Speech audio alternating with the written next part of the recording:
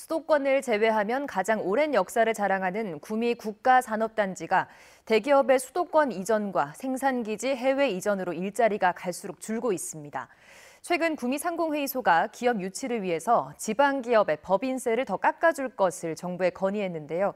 구미시도 일자리를 늘리기 위한 해법 찾기에 고심하고 있습니다. 도건협 기자입니다. 구미시 임수동에 있는 LG 디스플레이 사업장입니다. 출입구가 높은 울타리로 막혀 있습니다.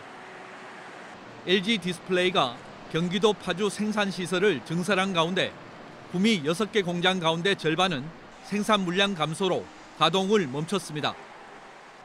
최대 16,000명에 이르던 직원 수도 절반 수준으로 줄었습니다. 삼성전자와 LG전자는 생산을 해외 사업장에 더 집중하거나 일부를 옮겼습니다. 여러 대기업 사업장들은 장기간 휴폐업 상태입니다.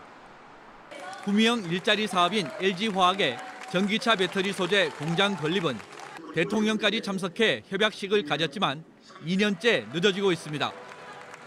고용 상황은 갈수록 악화되고 있습니다.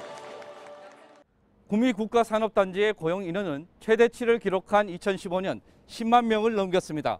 하지만 올 들어서는 8만 명대로 떨어졌습니다.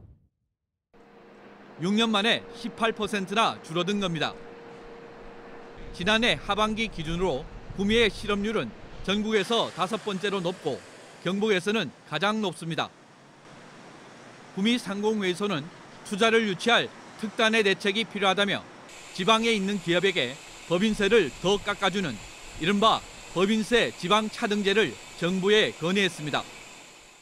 실질적인 경제 형평성 차원에서는 지방공단에 어떤 차등을 줘야 된다는 게 저희가 지방에서 요구하고 기업들이 원하고 있고요. 그렇게 해야만이 수도권 기업 하나라도 지방으로 내려올 수 있지 않겠나. 그러나 보조금 지급, 법인세 감면으론 투자 유치에 한계가 있어 보입니다. 수도권 규제 강화 같은 강력한 정부 정책 변화가 있어야 한다는 겁니다. 구미시는 지금도 다양한 보조금과 감면 혜택을 주고 있다며 기술과 영업을 지원할 인프라 구축이 더 필요하다고 보고 있습니다. 그 중심에 스마트 산단 조성과 강소특구 지정, 산단 대개조 등의 3가지 국책 사업이 있습니다.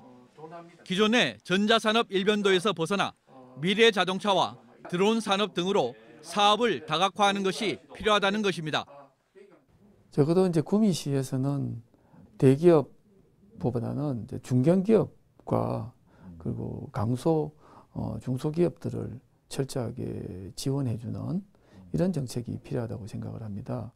다각화라는 것은 실제로 기술과 영업이 지원이 돼야 됩니다. 구미시는 분양이 저조한 국가산업 5단지의 경우 인근의 고속도로 건설을 정부에 건의했습니다. 장기적으로는 대구 경북 신공항이 들어서면 공항 배후 단지를 조성하고 자유무역지대로 지정하는 것도 추진할 예정입니다. 올해 52주년을 맞아 쇠락하는 분위기가 역력한 구미공단을 되살리기 위해 구미시와 경제계의 고민이 깊어지고 있습니다. MBC 뉴스 도건협입니다.